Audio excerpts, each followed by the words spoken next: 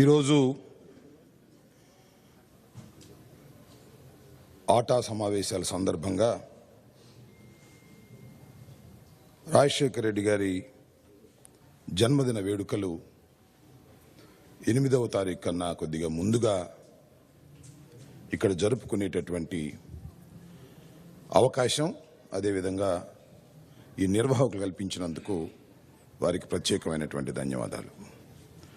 నేను ఎక్కువసేపు మాట్లాడవలసిన అవసరం ఉందని అనుకోవడం అలా, ఎందుకంటే చాలా విషయాలు చాలామంది చెప్పారు, ఇంకా చెప్పే అవకాశాలు కూడా చాలా ఉన్నాయి. అయితే ఒక్కటి మాత్రం చాలా స్పష్టంగా చెప్పగలను, ఎందుకంటే రాజశేఖర రెడ్డి గారితో పాటుగా ఆయన మరణించేంత వరకు రాజకీయ ప్రయాణం చేసేటటువంటి అవకాశం కలిగిన అరుదైన వ్యక్తుల్లో నాకు కూడా అదృష్టం కలిగింది. కాబట్టి 2-3 విషయాలు ఇక్కడ ప్రస్తావించాలని నేను అనుకుంటూ ఉన్నా. చాలామంది పుడుతుంటారు, చాలామంది చనిపోతూ ఉంటారు, చాలామంది ముఖ్యమంత్రులు కూడా అవుతుంటారు,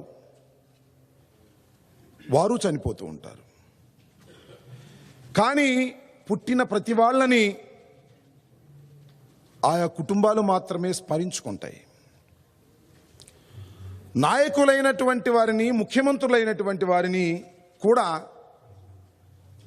ఆయా ప్రాంతాలు స్మరించుకుంటాయి. అది జన్మదిన వేడుకలుగానో ఏదో ఒక చిన్న కార్యక్రమాలుగానో జరుపుకుంటూ వెళుతారు. కానీ డాక్టర్ రాజశేఖర్ రెడ్డి గారి జననం, మరణం కూడా తెలుగు హృదయాల గుండెల్లో చిరస్మరణీయంగా మిలిచిపోయేటటువంటి ఒక మహత్తరమైనటువంటి సంఘటనలుగా మిగిలిపోవడానికి గల కారణం ఒక్కటే. నాకు తెలుగు రాష్ట్రాల్లో ముఖ్యమంత్రుల్లో మరణించిన వారిలో ఇద్దరంటేనే చాలా గొప్పగా అనిపిస్తుంది. నచ్చినా నచ్చకపోయినా ఎన్టీ రామారావు, నచ్చితే డాక్టర్ రాజశేఖర్ రెడ్డి. ఎందుకంటే స్వయం కృషితో ముఖ్యమంత్రులైన వ్యక్తులు. రాజశేఖర రెడ్డి గారి దగ్గర మరో గుణం ఏమిటంటే తన సొంత పార్టీ కాదు, ఎన్టీ రామారావు గారిది సొంత పార్టీ. సొంత పార్టీలో ఆయన ముఖ్యమంత్రి అయ్యాడు. రాజశేఖర రెడ్డి గారు జాతీయ పార్టీలో ప్రాంతీయ నాయకుడిగా ఎదిగి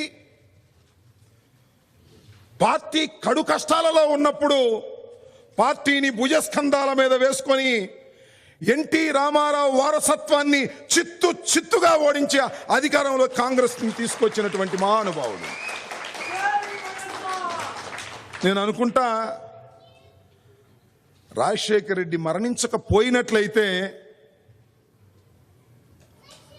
ఆయన వద్దనేంత వరకు ఈ ఉమ్మడి రాష్ట్రానికి ముఖ్యమంత్రిగా ఉండేవాడని నమ్ముతా ఉన్నా. దురదృష్టం, మనం ఒకటి తలిస్తే భగవంతుడు మరొకటి తలిచాడు.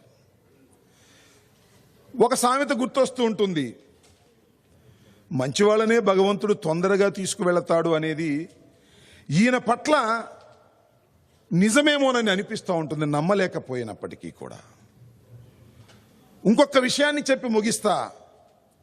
డాక్టర్ రాజశేఖర్ రెడ్డి ఎవరి మోచేతి నీళ్ళు తాగి రాజకీయాలు నడిపినటువంటి వ్యక్తి కాదు.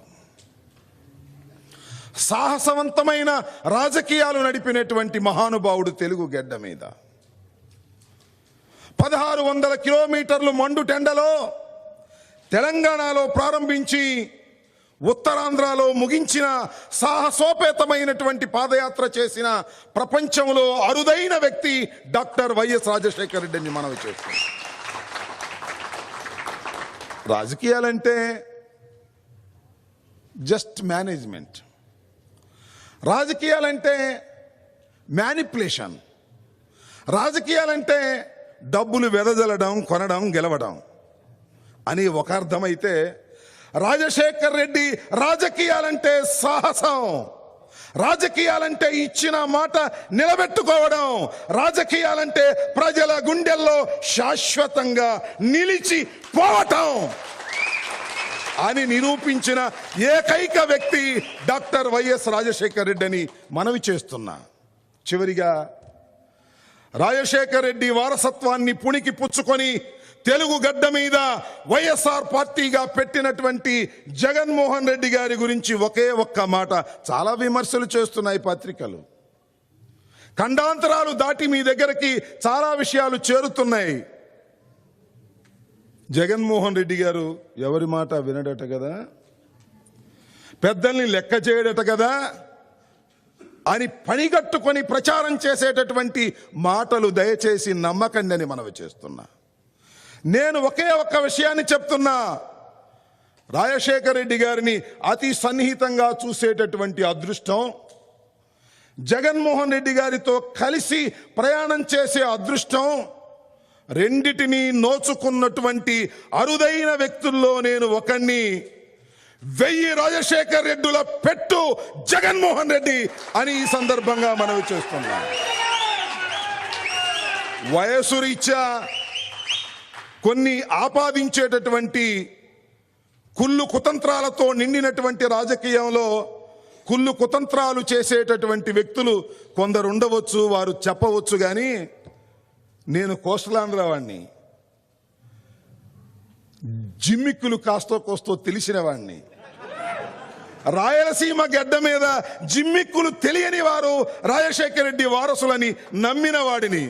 ఉన్నది ఉన్నట్టుగా లేది లేనట్టుగా చెప్పేటటువంటి ధైర్యం ఉన్నటువంటి వ్యక్తి జగన్మోహన్ రెడ్డి. అందుకే అపవాదులు వస్తున్నాయి, నమ్మకండి. రాజశేఖర రెడ్డి మరణించిన వారసత్వాన్ని భుజాన వేసుకొని ప్రజల మధ్యకు తీసుకువెళ్లి రాజశేఖర రెడ్డిని మరిపించగలిగిన నాయకుడికి మీరు ఆశీస్సులు అందించండి. ఖండాంతరాలలో ఉన్నటువంటి మీ అందరికీ సవినయంగా మనవి చేసుకుంటూ సెలవు తీసుకుంటున్నా. జై హింద్, జై జగన్.